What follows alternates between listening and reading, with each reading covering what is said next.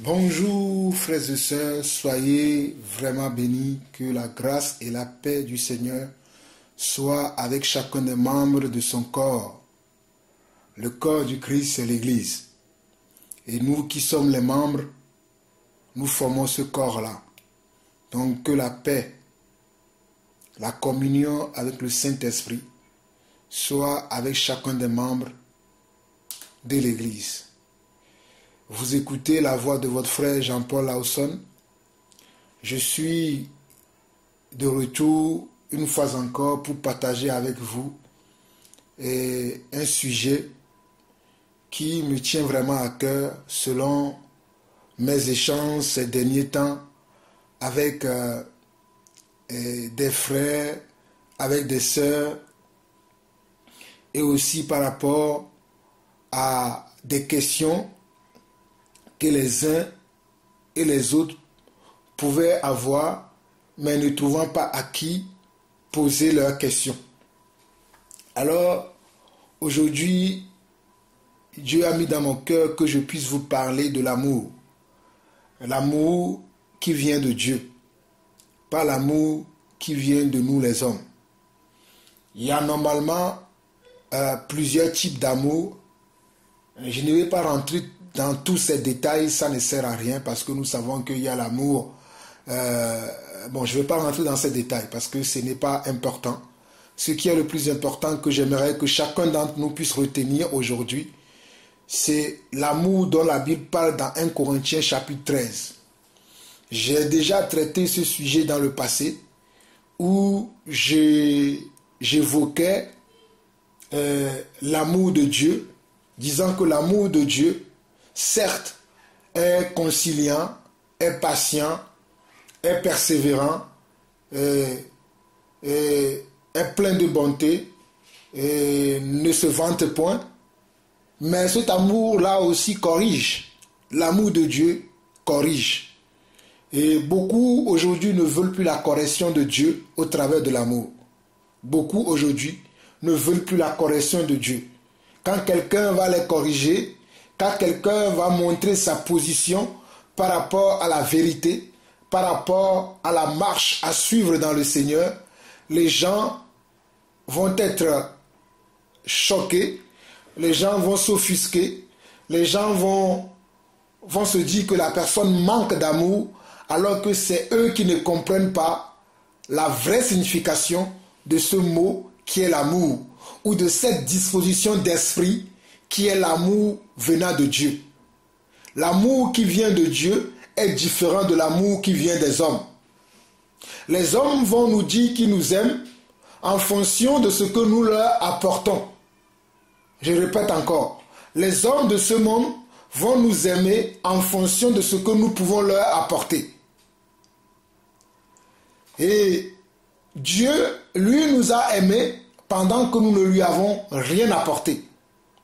Parce que la Bible dira que Dieu a tant aimé le monde qu'il a donné son Fils unique afin que quiconque croit en lui ne périsse point, mais qu'il ait la vie éternelle. Car Dieu a tant aimé le monde qu'il a donné son Fils unique afin que quiconque croit en lui ne périsse point, mais qu'il ait la vie éternelle. Ce passage, même les non-croyants le connaissent. Ils vont dire, Dieu a dit dans la parole qu'il a aimé le monde. Ou bien, en tout cas, même les bébés spirituels connaissent ce passage de Jean, chapitre comment?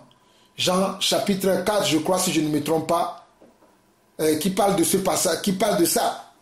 Et je dis Jean, chapitre 4.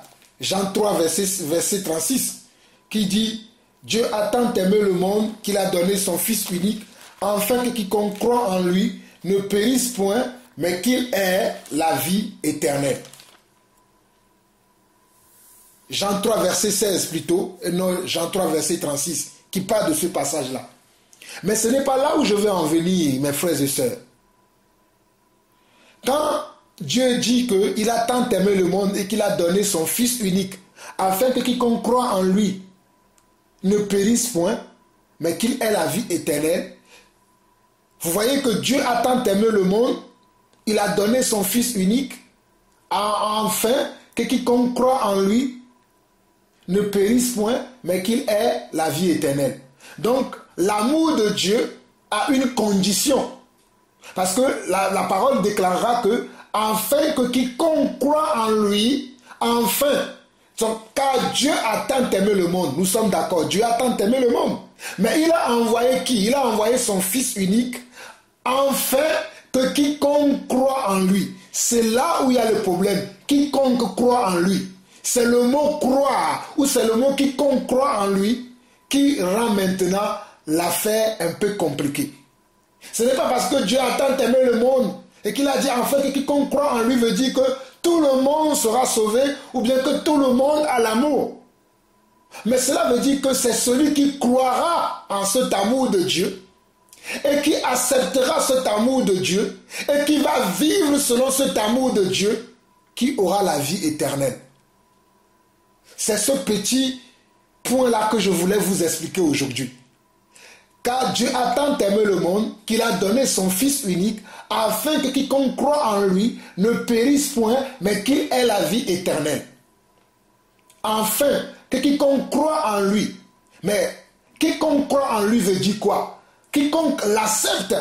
Quiconque accepte la volonté de Dieu. Quiconque accepte comment? La vérité selon Dieu.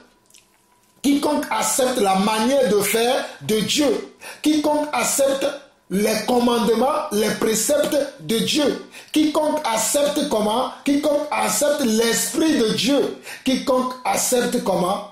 La foi selon Dieu. Non pas quiconque qui fait selon ses propres désirs, mais c'est celui qui fera selon les désirs du Seigneur qui aura la vie éternelle. Donc l'amour de Dieu, ou bien quand Dieu dit qu'il a tant aimé le monde et qu'il a donné son Fils unique afin que quiconque croit en lui ne périsse point, cela veut dire que nous, en tant qu'enfants de Dieu, nous devons l'aimer nous aussi au retour. Et comment nous devons prouver à Dieu que nous l'aimons? Nous allons le prouver que nous l'aimons au travers de quoi? Au travers de notre style de vie, au travers de notre acceptation de sa volonté, au travers de notre obéissance à sa parole, au travers de notre soumission totale et absolue à sa parole. Frères et sœurs, j'aimerais que vous me saisissiez bien. Je dis, lorsque Dieu verra que nous aussi nous l'aimons, Dieu le verra au travers de notre comportement qui sera basé sous la soumission de notre cœur à la volonté de Dieu, selon la soumission de notre cœur à la parole de Dieu, selon la soumission de notre cœur aux préceptes, aux commandements et aux ordonnances de Dieu qui ne se trouvent que dans sa parole et dans sa façon de faire.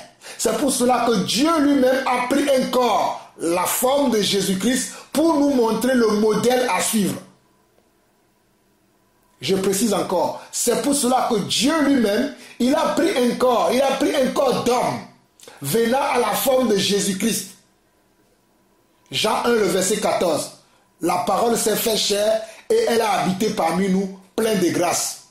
1 Pierre chapitre 3 dit, Jésus dans la bouche de qui il ne s'est jamais trouvé aucune fraude. Donc Dieu a pris la forme d'un homme pour venir dans ce monde, pour nous montrer comment le modèle à imiter, pour nous montrer comment la foi à imiter, pour nous montrer comment le style de vie, la direction que nous devons prendre, la direction que nos vies doivent prendre, le chemin que nous devons emprunter, Dieu nous l'a montré au travers de Jésus-Christ. Lorsque Jésus-Christ était un homme sur cette terre, c'était pour nous montrer comment la manière dont nous aussi à notre tour, nous pouvons manifester son amour. Nous pouvons manifester comment sa gloire. Nous pouvons manifester comment sa bienveillance. Nous pouvons manifester comment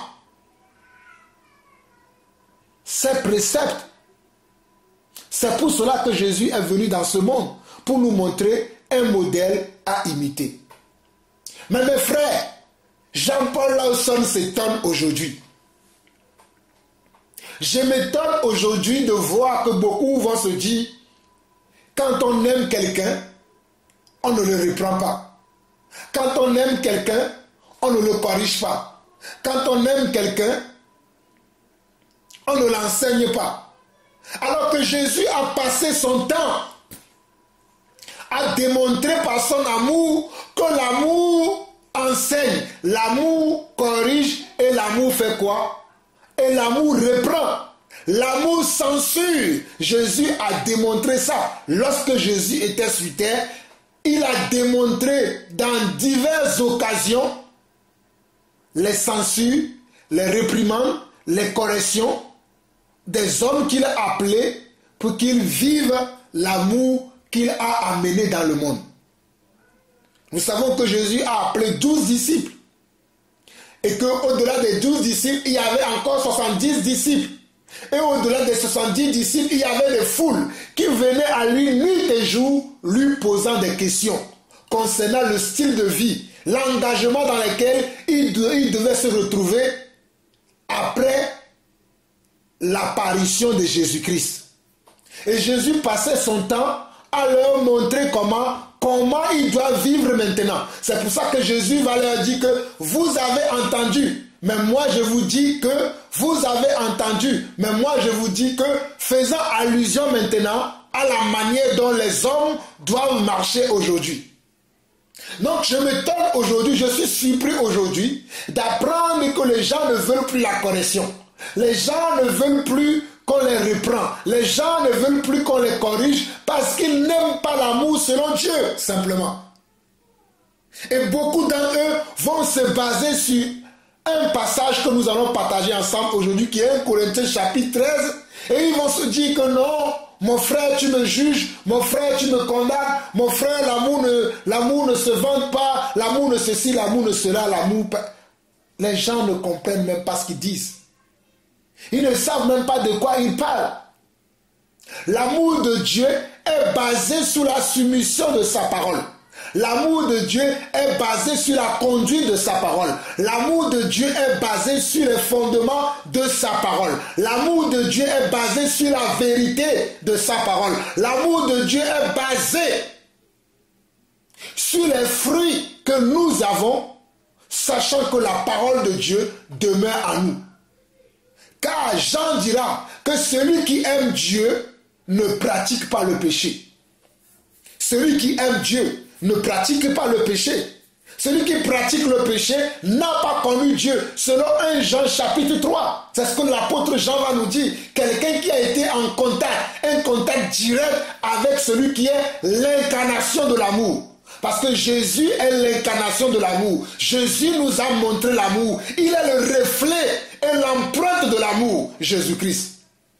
Mes frères et sœurs, je vous dis que Jésus-Christ est le reflet de l'amour de Dieu.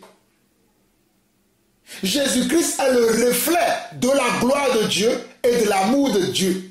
C'est pour cela qu'il disait tout le temps, vous avez entendu, mais moi je vous dis, vous avez vu, mais moi je vous dis, mes frères et sœurs, Jésus avait l'amour lorsqu'il était rentré dans le temple et qu'il avait vu que les sacrificateurs ont fait de ce temple-là un terrain de comment? Un terrain un terrain commercial. Jésus avait l'amour lorsqu'il était rentré dans ce temple et qu'il avait vu que les sacrificateurs, les anciens, faisaient du commerce dans le temple. Est-ce que Jésus les a applaudis? Bravo, vous avez fait de la maison de mon Père un marché. C'est ce qu'il a fait. Jésus, la toute première fois où j'ai vu le Seigneur Jésus avec une grande colère, c'est lorsqu'il avait vu que la maison de Dieu, qui devait être comment? Qui devait être une maison de prière, est devenue une maison de comment? Une maison commerciale où les gens faisaient toutes sortes de commerces. Je dis bien, les gens faisaient toutes sortes de commerces dans cette maison. Jésus avait-il de l'amour pour eux? Oui. Jésus avait-il de la considération pour eux? Oui. Jésus avait-il de la peine pour eux? Oui. Jésus avait-il la patience envers eux? Oui. Mais quelle a été la réaction de mon maître Yeshua Mashiach? Quelle a été sa réaction? Mais Jésus, c'était comment? Jésus a fait un fouet et il a chassé tous les vendeurs du temple. Il a renversé leur temple. Il a dit, mais comment pouvez-vous faire de la maison de Dieu une maison de désordre, de vente, de tout ça? Et il a renversé les tables des collecteurs, de tous ces vendeurs, de tous ces marchands qui étaient dans le temple le jour-là. Il a renversé tout avec un fouet. Il les a chassés du temple. Avait-il de l'amour pour ces personnes? Bien sûr que si Jésus avait de l'amour. Mais comme l'amour ne supporte pas l'injustice, comme l'amour ne supporte pas le mal, il a fallu que Jésus puisse montrer l'autre facette de l'amour qui est quoi? De ne pas supporter le mal, de ne pas supporter l'injustice. Ne prenons pas l'amour que dans un sens, prenons l'amour dans tous ses sens, prenons l'amour dans la totalité de ce que ce mot signifie. L'amour ne se réjouit point du mal de l'autre. L'amour ne se réjouit pas du profit qu'on peut avoir sur l'autre. L'amour ne se réjouit pas du mal qu'on peut faire à l'autre. L'amour véritable, c'est l'amour qui est comment? Qui considère les intérêts de l'autre. C'est l'amour qui considère les intérêts, le bien-être de l'autre. C'est ça le vrai amour. Mais cet amour aujourd'hui a disparu dans l'église. L'amour qui considère l'intérêt de l'autre a disparu aujourd'hui dans l'église. Les gens veulent faire veulent donner leur propre définition à l'amour, alors que Dieu a donné la définition de l'amour.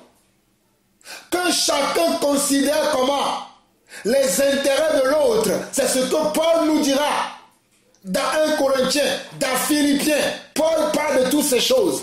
Le Seigneur Jésus lui-même, lorsqu'il était sur terre, il a dit qu'on reconnaîtra que vous êtes mes disciples lorsque vous vous aimerez les uns les autres.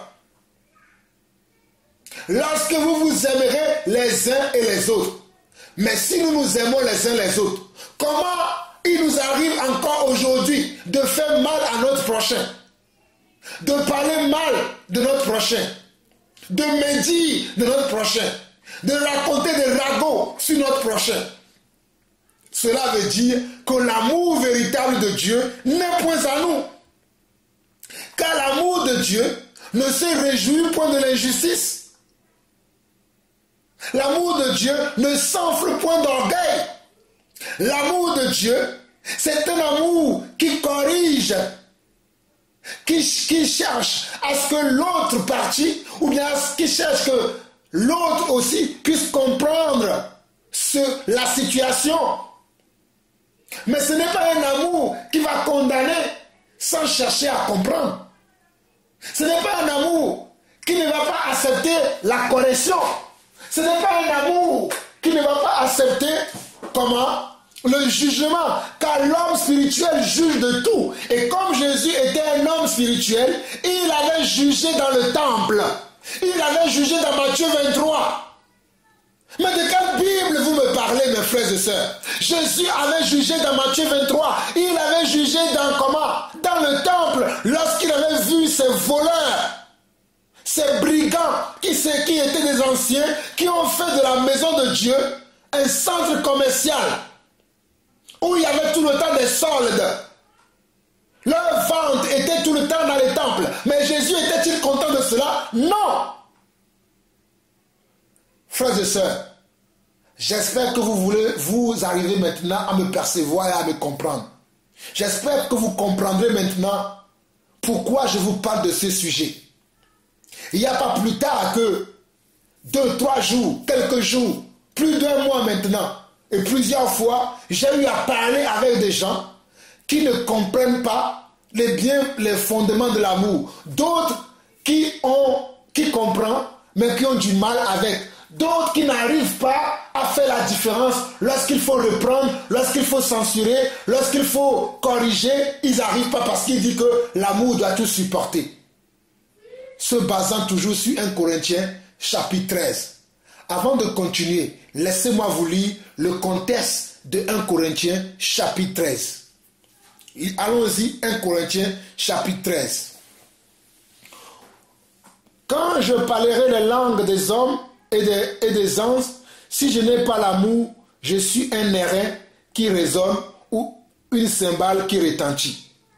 Et quand j'aurai le don de prophétie, la science de tous les mystères et toute la connaissance, quand j'aurai même toute la foi jusqu'à transporter des montagnes, si je n'ai pas l'amour, je ne suis rien. Et quand je distribuerai tous mes biens pour la nourriture des pauvres, quand je livrerai même mon corps pour être brûlé, si je n'ai pas l'amour, cela ne me sert à rien. L'amour est patient. Il est plein de bonté. L'amour n'est point envieux.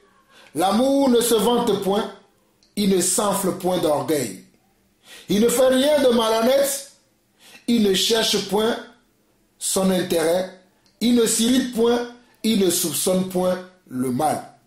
Il ne se réjouit point de l'injustice, mais il se réjouit de la vérité. Regardez le verset 6. Il ne se réjouit point de l'injustice, mais il se réjouit de la vérité. Il excuse tout, il croit tout, il espère tout, il supporte tout. L'amour ne périt jamais. Mes frères et sœurs, c'est dans ce contexte que beaucoup de gens qui ne sont pas enracinés dans l'amour de Dieu, ils vont prendre une partie de ces passages, ils vont dire, oh, l'amour ne se vante point, l'amour ne fait rien de malhonnête. Et ils vont commencer à dire, mon frère, tu as été malhonnête avec moi, tu as été orgueilleux envers moi. Et ils oublient que ce même passage de 1 Corinthiens chapitre 13 parle aussi de l'amour qui ne se réjouit point de l'injustice. L'amour qui ne se réjouit point de l'injustice. Il se réjouit au contraire de la vérité. Donc si tu as vraiment l'amour de Dieu en toi, lorsqu'il y a la vérité, tu dois reconnaître qu'il y a la vérité et l'accepter. Parce que si tu ne reconnais pas qu'il y a la vérité et que tu ne l'acceptes pas, l'amour de Dieu n'est pas en toi. Ne te trompe pas mon frère, ne te trompe pas ma soeur, car le véritable amour de Dieu a cette partie qui est la réjouissance de la vérité et qui est la non-réjouissance de l'injustice. Le vrai amour de Dieu est l'amour qui excuse tout, qui croit tout, qui espère tout, qui supporte tout. Selon quoi? Selon la sagesse de Dieu, selon sa parole, non pas selon nos affinités, non pas selon nos cultures, non pas selon notre éducation, mais c'est selon la parole de Dieu.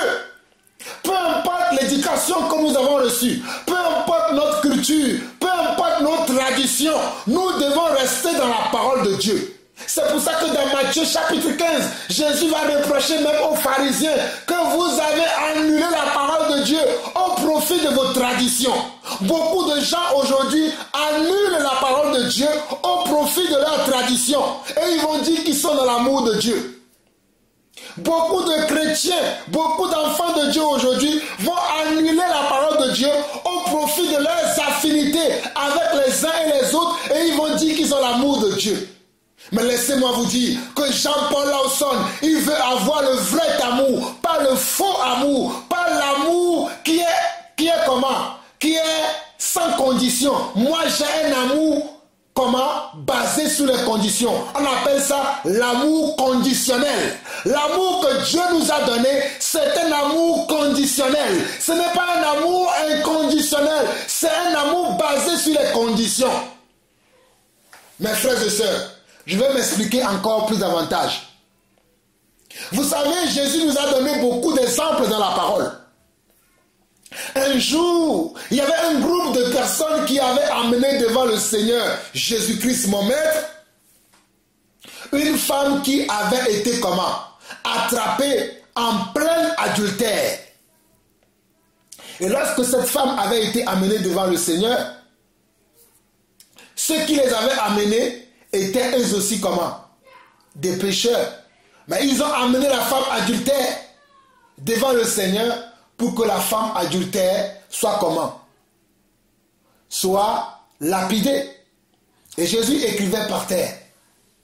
Et lorsque Jésus a fini d'écrire par terre, il leva la tête et Jésus déclara que celui qui n'a jamais péché lui jette la première pierre. Et Jésus a continué d'écrire par terre. Mais les hommes qui accusaient cette femme, la Bible déclare qu'accusés par leur conscience,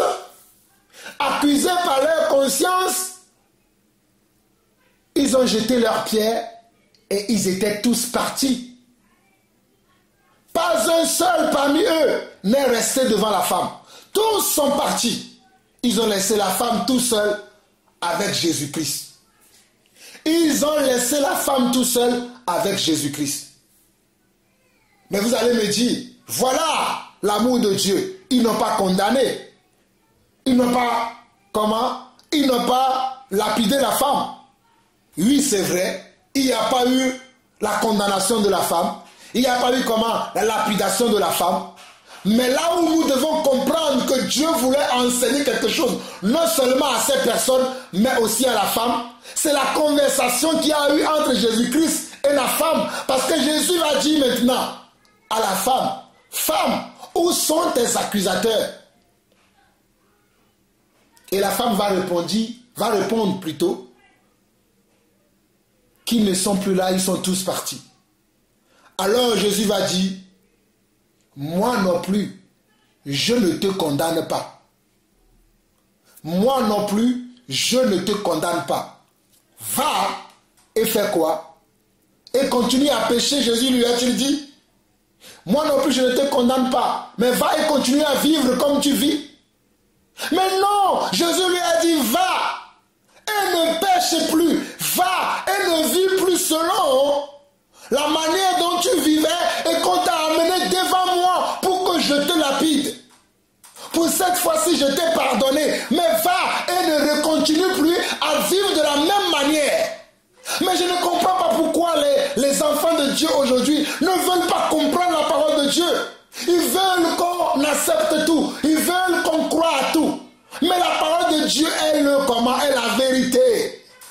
C'est pour cela que dans 2 Thessaloniciens, chapitre 2, la Bible déclarera que ceux qui n'ont pas l'amour de la vérité pour être sauvés, ceux qui n'ont pas l'amour de la vérité pour être sauvés, Dieu les a livrés à un esprit d'égarement.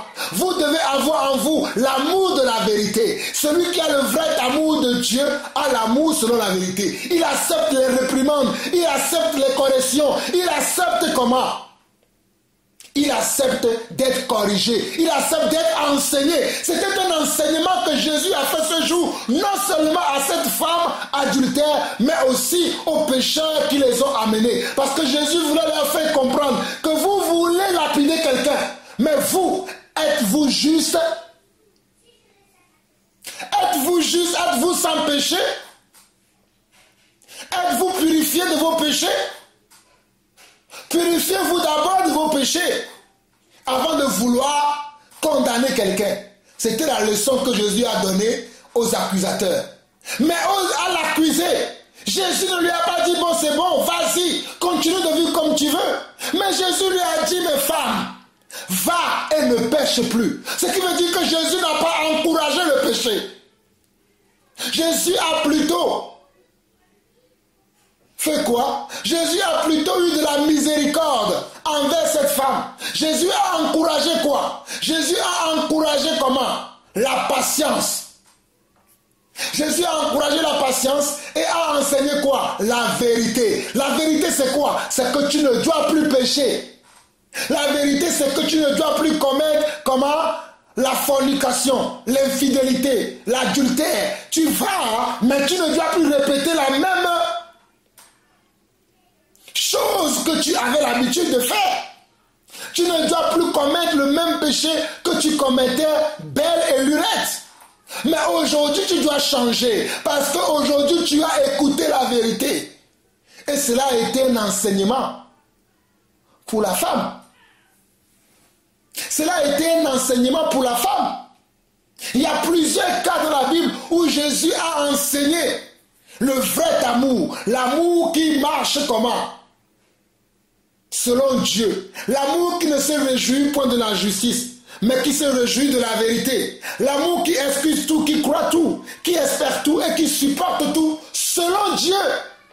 Quand la Bible dit que l'amour qui supporte tout, ce n'est pas qui supporte les choses selon la chair. Là, si c'est comme ça que vous comprenez cette parole, vous le comprenez selon la chair, mais c'est l'amour qui supporte selon Dieu. Alléluia. Moi, je vais supporter les frères dans l'église selon la marche par l'esprit, non pas selon la marche par la chair. Je vais supporter les gens autour de moi, non pas par la chair, mais par l'esprit. Je dois voir que ces gens-là essayent de marcher selon l'esprit de Dieu. Je dois me persuader de voir que ces personnes sont en train de chercher la volonté de Dieu pour leur vie.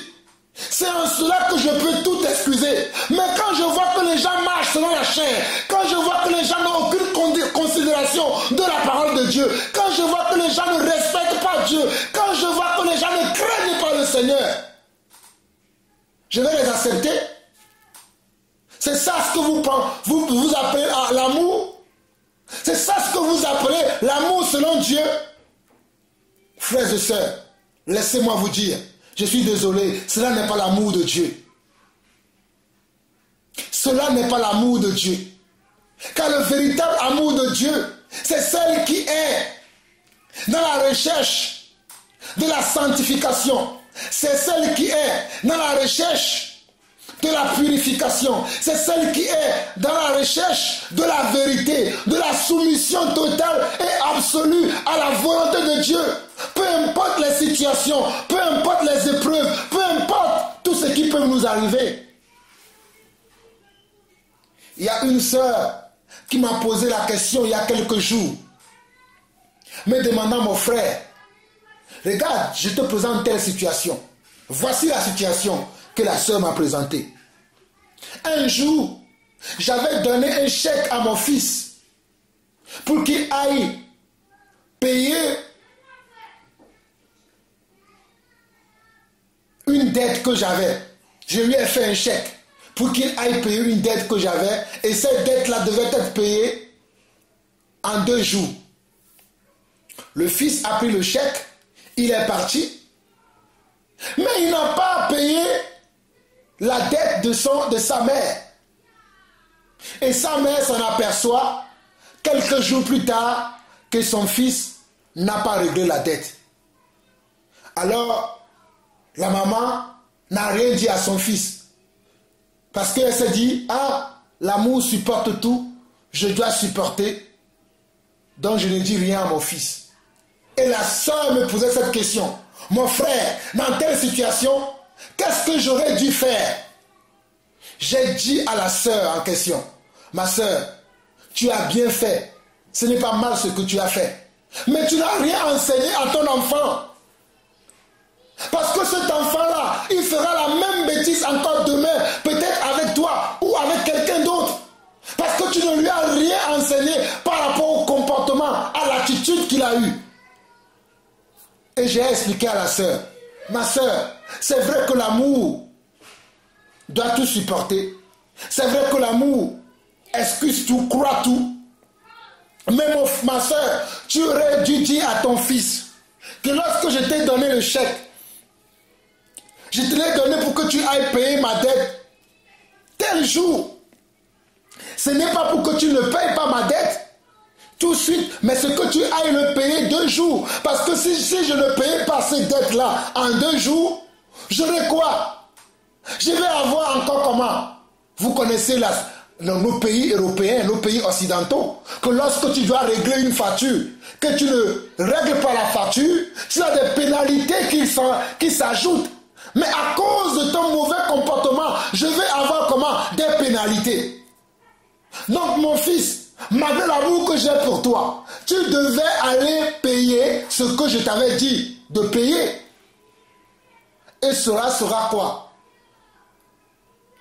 cela sera un enseignement pour cet enfant-là, qui saura que lorsqu'on nous envoie pour faire quelque chose, nous devons aller faire ce pourquoi on nous a envoyés. Nous ne devons pas tourner ni à gauche, ni à droite, mais nous devons aller directement et obéir par rapport à ce que Dieu nous a envoyé à faire. Nous avons plusieurs exemples dans la parole. J'ai dit, ma soeur, par le fait que tu n'as rien dit à cet enfant-là, que tu ne l'as pas corrigé, tu ne l'as pas aidé. Demain, il reproduira la même chose parce qu'il n'a pas été enseigné. Il fallait que tu lui enseignes que non, mon fils, tu as mal agi. Je te pardonne pour ce que tu as fait. Je te pardonne pour le mal que tu as fait. Mais mon fils, lorsque je t'envoie pour faire des choses, il faut le faire. Lorsque quelqu'un t'envoie, c'est pour quelque chose, c'est pour un but. C'est pour comment? Un but précis que la personne t'a envoyé. Donc tu dois faire ce pourquoi on t'a envoyé. Donc désormais, lorsque quelqu'un va t'envoyer pour faire quelque chose, ne tourne ni à gauche, ne tourne ni à droite, mais va tout droit au but pour laquelle on t'a confié une mission. Et le fils aura appris quelque chose. Mais le fait que la sœur s'est tue, qui n'a pas corrigé son enfant, qui ne lui a rien dit, il a fait quoi? Il a encouragé le mal. Comprenez bien l'essence des Écritures. Quand la Bible dit que l'amour croit tout, supporte tout, cela ne veut pas dire que lorsqu'on te fait mal, que tu ne réagis pas. Cela ne veut pas dire que lorsqu'on te fait mal, tu ne le dis pas qu'on t'a fait mal. Tu dois parler qu'on t'a fait mal, afin que celui qui est en face de toi puisse savoir qu'il t'a fait mal. Mes frères et sœurs, si quelqu'un marche sur ton pied, cela t'a fait mal, tu ne le lui as pas dit. Mais qu'est-ce que la personne va faire? Il continuera à marcher sur ton pied parce que lui ne sait pas qu'il te fait mal. Mais lorsque tu vas lui dire que tu m'as fait mal, la personne saura que il t'a fait mal. Certes, il y a des personnes à qui vous direz que vous m'avez fait mal, mais qui continueront à vous faire mal parce qu'ils sont des personnes comment? Méchantes. Mais une personne qui a la nature de Dieu, qui a la nature de l'Esprit de Dieu en lui, lorsqu'il fait mal et qu'on le lui dit, il change. Il ne continue pas à vivre dans le mal. Il ne continue pas à fonctionner dans le mal. Il ne continue pas à emmagasiner le mal sur le mal. Il change de direction. Il change de style de vie. Mais aujourd'hui, mes frères et sœurs, ce n'est pas la même chose que nous voyons dans l'église. Les gens ne supportent plus la correction. Les gens ne supportent plus comment? La réprimande. Les gens ne supportent plus la répréhension. Alors que Dieu dit que c'est comme des fils. Mes frères et sœurs, gardons un doigt ici. Allons dans Hébreux chapitre 1. Hébreux chapitre 1,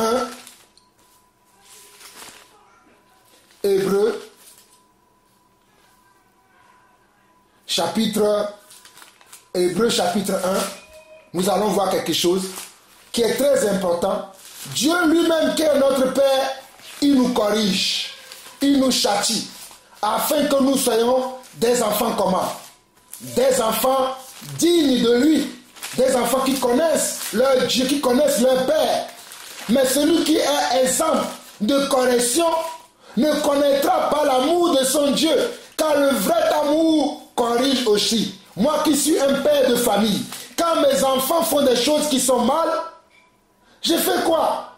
Je les corrige. Je dis mon fils, pourquoi tu as fait cela? Je dis ma fille, pourquoi tu as fait cela? Parce que je veux que mon fils ou que ma fille comprenne que Dieu n'aime pas le mal. C'est pour cela que je corrige mon fils, que je corrige ma fille. Mais aujourd'hui, nous ne voulons plus la correction. Nous ne voulons plus qu'on nous corrige. Lorsque quelqu'un va nous dire pourquoi tu as fait ceci, nous allons nous énerver tout de suite. Oh, lui il est là pour juger, il me juge, il fait ceci, il fait cela, il fait ceci. Mes frères et sœurs, nous devons comprendre que la correction fait partie de l'amour de Dieu. La correction fait partie de l'amour de Dieu. Dans Hébreux, Nous allons aller dans Hébreu. Hébreu, si je ne me trompe pas, Hébreu chapitre 4. Non, plutôt Hébreu chapitre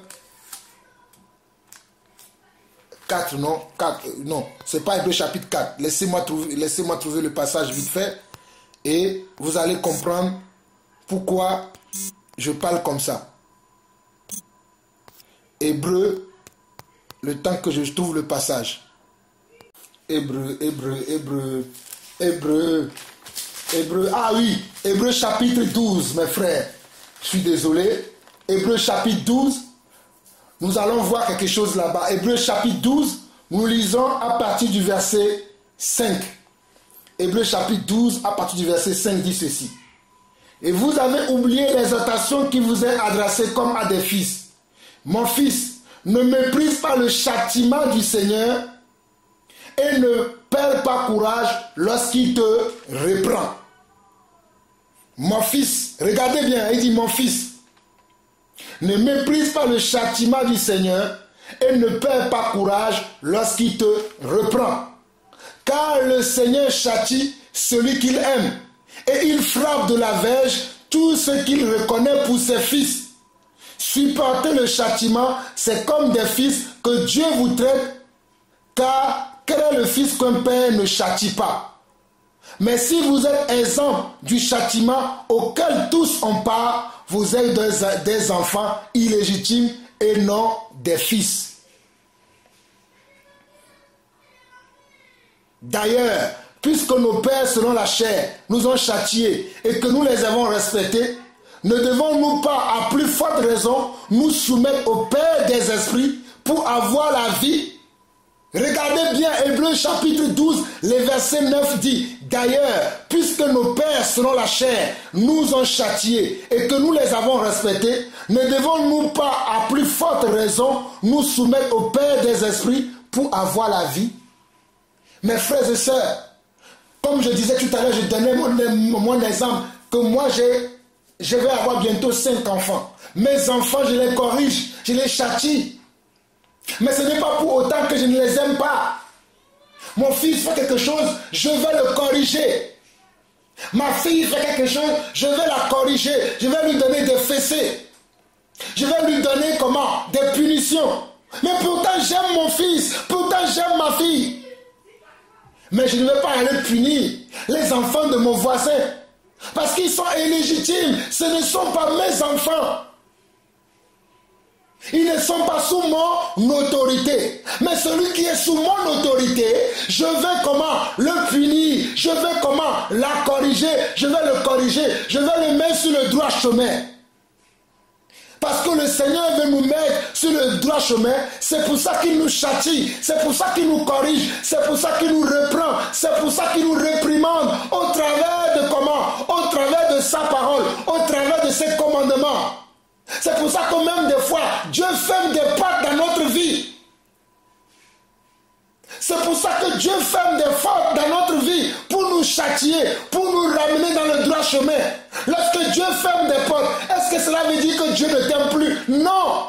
Mais Dieu veut t'apprendre quelque chose. Dieu veut te remettre dans le droit chemin. Dieu veut t'amener à le connaître correctement. Dieu veut t'amener à t'humilier devant lui. Dieu veut t'amener à s'humilier devant sa parole. Dieu veut t'amener à obéir à sa parole.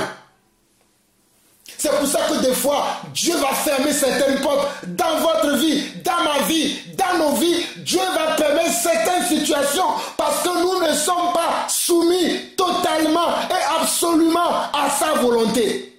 Et pour nous obliger à nous soumettre à sa volonté, il va permettre des situations délicates, des situations difficiles, des situations pour nous changer de caractère, pour nous changer de vie.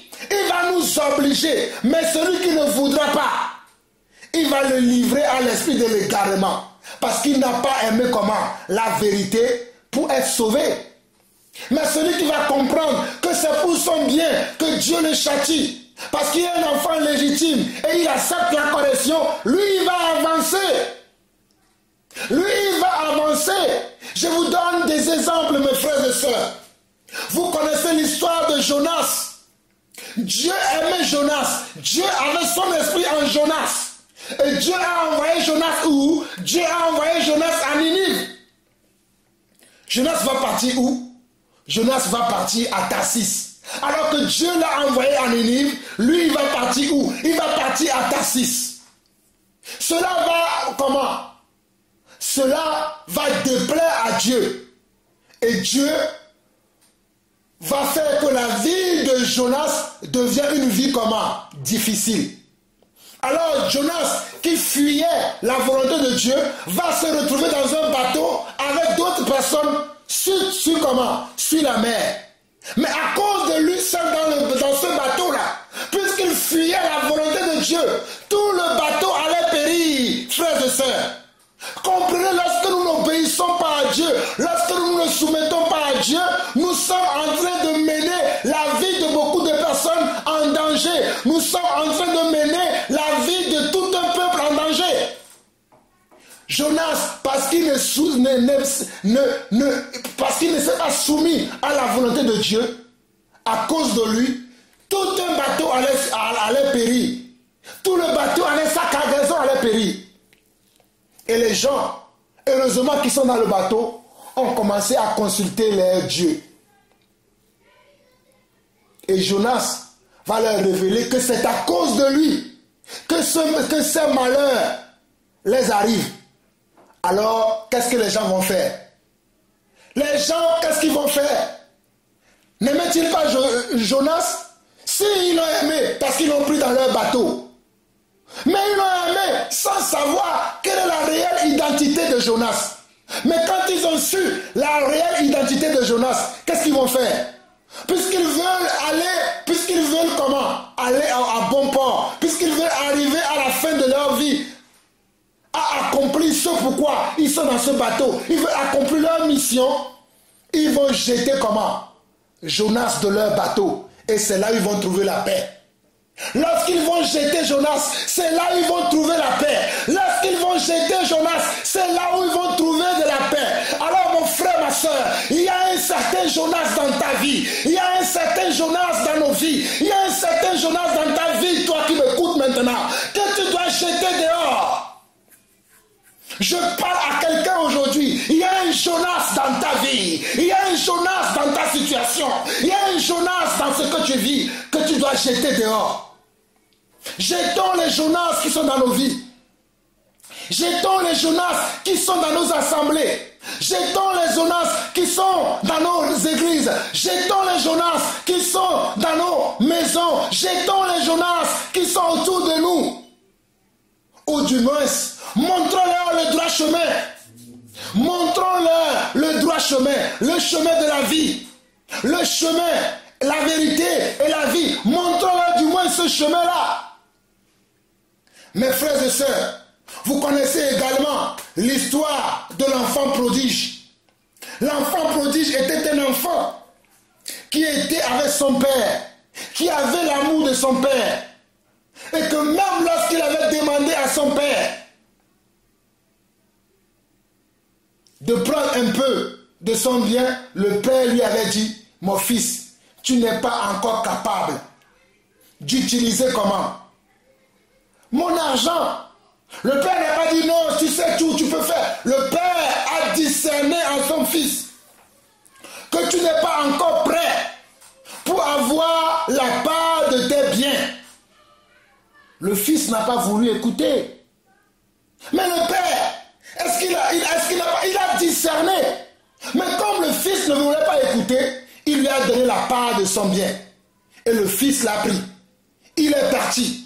Et quand il est parti, il a dû tourner en rond sur la terre. Il a dit tourner en rond. Mon frère, ma soeur, je te dis que toi qui ne veux pas obéir à la volonté de Dieu, Dieu t'a montré comment tu dois vivre, comment tu dois régler ta vie, comment tu dois régler ta famille, comment tu dois régler ton cœur, comment tu dois régler tes yeux, comment tu dois régler tout ce qui est en toi. Mais tu ne veux pas le faire, tu vas tourner en rond comme ce fils prodige. Tu vas tourner en rond jusqu'au jour où tu vas reconnaître que tu as péché contre Dieu. Et cet enfant, il a tellement tourné en rond, il a tout perdu. Il s'est retrouvé comment? Dans la misère la plus misérable. Je dis bien dans la misère la plus misérable. Alors, il va rentrer en lui-même, alléluia. Il va rentrer en lui-même et il va se dire, j'ai péché contre Dieu et j'ai péché contre mon Père. Voilà l'attitude que nous devons avoir. Au lieu de condamner les gens tout le temps. Oui, tu me condamnes, tu me fais ceci. Nous devons avoir l'attitude de l'enfant prodige. L'attitude de l'enfant prodige, c'est qu'il s'est reconnu comment? Coupable. Il n'a pas dit que c'est son père qui a un problème. Au lieu de dire tout le temps que les gens qui veulent votre bien, les gens qui veulent votre réussite, les gens qui veulent votre triomphe, les gens qui veulent votre succès, qui ont des problèmes, vous devez faire le bon diagnostic. Vous devez vous asseoir et se dire à vous-même, ce que mon frère me dit là, ce que ma soeur me dit là, n'a-t-il ou n'a-t-elle pas raison? Ce que je vis là, n'est-elle pas le résultat de mes mauvais choix, de mes mauvaises décisions? Ce que je suis en train de traverser, n'est-elle pas le résultat de mes choix que j'ai faits hier sans consulter Dieu? Ou bien nous allons dire, nous allons tout laisser, nous allons tout confier aux autres, nous allons tout, nous mettons souvent tout sur le dos des autres. Nous n'allons jamais nous-mêmes rentrer en nous-mêmes et dire, je vis cette situation parce que je n'ai pas écouté Dieu. Je vis cette situation parce que je ne me suis pas remis en cause. C'est l'attitude que beaucoup d'entre nous avons. En tout cas, peut-être vous ne reconnaissez pas. Mais c'est comme ça que Dieu m'a enseigné. Moi, Jean-Paul Lawson. C'est pour ça que je suis devenu un homme spirituel et un homme parfait qui cherche la perfection aujourd'hui. Qui veut faire tout pour plaire à Dieu, non pour plaire aux hommes. Et lorsque je fais mal, j'accepte que je fais mal. J'accepte la réprimande venant du Seigneur, venant d'un frère, venant d'une soeur, venant de même de mes propres enfants. Savez-vous que même mes enfants me corrigent? Savez-vous que mon épouse me corrige et j'accepte? Parce que mon épouse est mon propre reflet. Alléluia. Nous devons accepter les réprimandes de nos frères et sœurs. Nous devons accepter les réprimandes de nos enfants. Nous devons accepter les réprimandes de nos parents. Car ce sont les gens qui nous voient. Ils voient notre caractère. Ils voient notre vie. Et en plus, nous devons accepter les réprimandes de nos conducteurs. Car ils auront rendu compte de nos âmes devant le Seigneur. Ils auront rendu compte de nos âmes devant le Dieu qu'ils servent. J'aurai des comptes à rendre à Dieu par rapport à mes enseignements. Mais si je suis là à vous enseigner l'hypocrisie, le mensonge, le faux, quel est le résultat que je vais donner à Dieu? Mes frères et sœurs, écoutez-moi très bien. Vous devez être soumis à Dieu. Vous devez être soumis à sa volonté. Vous devez être soumis à sa parole. Et la parole de Dieu veut que nous nous soumettons à lui dans toutes choses. Nous devons nous soumettre à Dieu dans toutes choses. Il n'y a rien que nous devons occulter. Mais tout, dans toutes choses, nous devons nous soumettre à Dieu. Mais aujourd'hui, les gens ne veulent plus la soumission totale à Dieu. Les gens ne veulent pas. Ils veulent faire n'importe quoi et n'importe comment. Et après se dire, non, c'est la faute de l'autre. Oh, c'est la faute de celui-ci. Oh, c'est la faute des faux pasteurs. Oh, c'est la faute des faux prédicateurs. Mais toi, que fais-tu? Mais le fils prodige, il a dit, j'ai péché contre Dieu et j'ai péché contre mon Père. J'irai les voir et je leur demanderai le pardon. C'est ça, ce fils prodige avait l'amour de Dieu. Mes frères et sœurs, je suis en train de vous démontrer bibliquement et non théoriquement. La Bible n'est pas que de la théorie. La Bible est aussi de la pratique. Ce fils prodige a démontré par son attitude, par son comportement, qu'il doit aller voir son père et lui demander comment? Et lui demander pardon. C'est ce qu'il a fait. C'est ça qui a fait qu'il a eu comment? Une bonne relation, non seulement avec Dieu, mais aussi avec son père, qu'il a accueilli à bras ouverts. mais qu'il a accueilli à bras ouverts. Le Père l'a accueilli à bras ouverts parce que le Fils a reconnu son erreur. Il a reconnu que son Père avait raison lorsque son Père lui avait dit « Tu n'es pas encore prêt pour pouvoir jouir de tes biens. » C'est ça ce que vous n'arrivez pas à comprendre. Lorsque vous faites quelque chose et qu'on vous reprend, sachez que c'est la volonté de Dieu qu'on vous reprenne. Sachez que c'est l'amour de Dieu qui nous pousse à vous reprendre afin que vous marchiez selon les préceptes, selon les commandements, selon l'amour de Dieu. Mes frères et sœurs, j'espère que vous avez compris cette exhortation. Pour finir, aujourd'hui, il y a beaucoup de divorces dans l'église. Il y a beaucoup de séparations dans l'église. Des séparations de conjoints, des séparations de frères et sœurs, des séparations dans le couple. Pourquoi il y a cela? Je parlais avec un ministre de Dieu encore le week-end dernier. Son cœur était dans l'agonie à cause des séparations qui sont dans l'église. Parce que les gens ne veulent pas consulter Dieu avant de se marier. Les gens ne veulent pas chercher la volonté de Dieu avant de se marier. Ils vont se dire, moi je veux me marier parce qu'il est beau. Moi je veux me marier parce qu'il a tel et tel critère. Moi je veux me marier parce qu'il a une bonne situation. Moi je veux me marier parce qu'il prêche bien l'évangile. Moi je veux me marier. Les raisons sont diverses pour chacun et chacune aujourd'hui, lorsque nous nous marions. Mais laissez-moi vous dire, toi qui t'es marié et qui te dis aujourd'hui, je ne ressens plus rien pour la personne, je ne ressens plus rien pour lui, donc je vais me séparer de lui. Mais avant de te mettre avec cette personne, qu'est-ce que tu ressentais? Comment le diable a pu remplir vos cœurs de toutes ces choses aujourd'hui? Et les gens, sous prétexte que je ne ressens plus rien pour lui aujourd'hui. Aujourd'hui, il me parle mal. Aujourd'hui, il fait ceci. Aujourd'hui, il fait cela. Mon frère, ma soeur, avant de te mettre avec cette personne, n'as-tu pas vu déjà que cette personne est susceptible de te mal parler? N'as-tu pas vu déjà que cette personne est susceptible de te tromper? N'as-tu pas vu déjà que cette personne est susceptible de te mentir? Et aujourd'hui, c'est comme si le ciel tombe sur toi. Et tu commences à crier sur le toit. Regardez ce qu'il m'a fait. Oh, il m'a ensorcelé. Il m'a envoûté. Oh, regardez ce qu'elle m'a fait. Elle m'a envoûté. Elle m'a ensorcelé. Elle est méchante. Elle est ceci. Elle est cela. Mais mon frère, et de surcroît, ma soeur, vous allez dire, je ne ressens plus rien pour lui. Non, ce n'est plus la peine que nous soyons ensemble.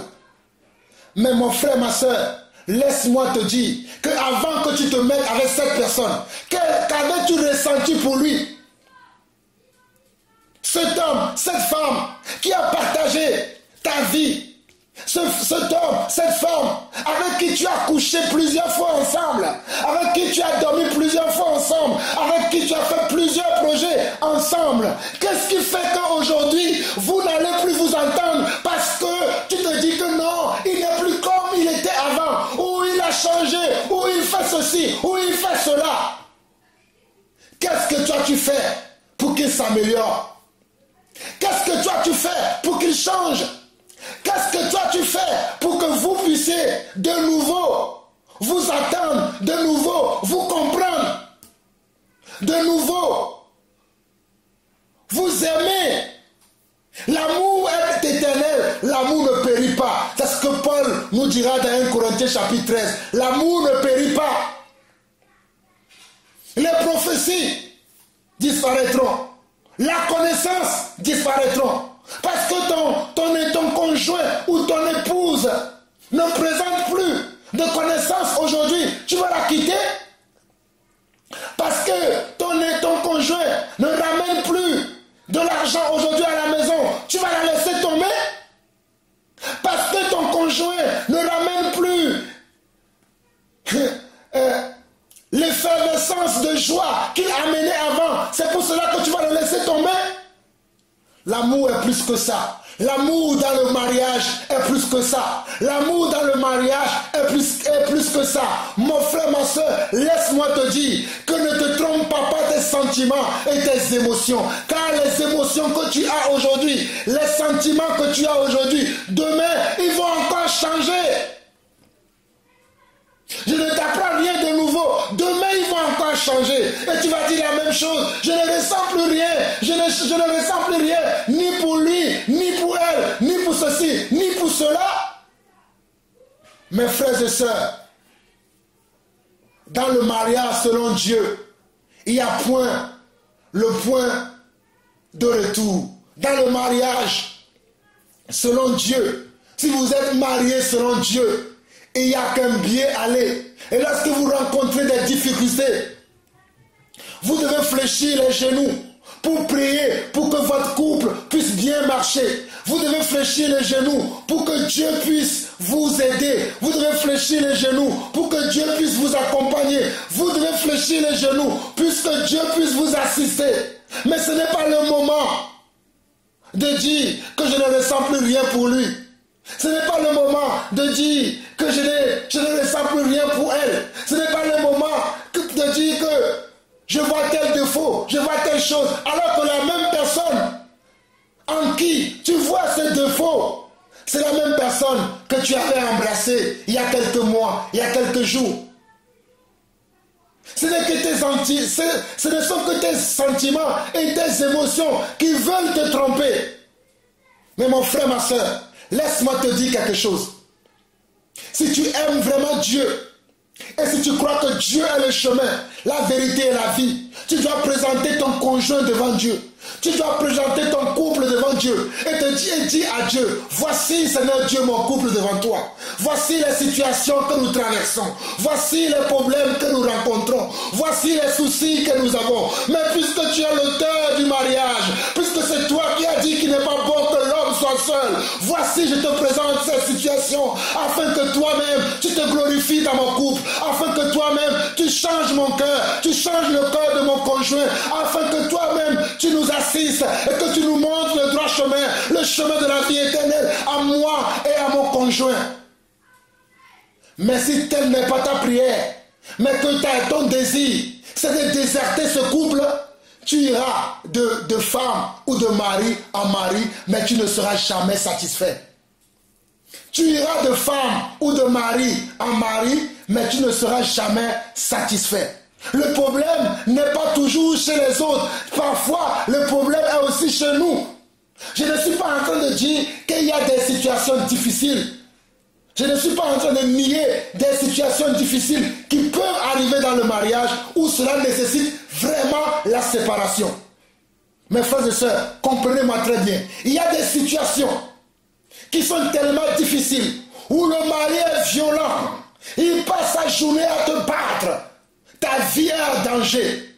Ça, Dieu même le sait. Il passe sa journée à te tromper.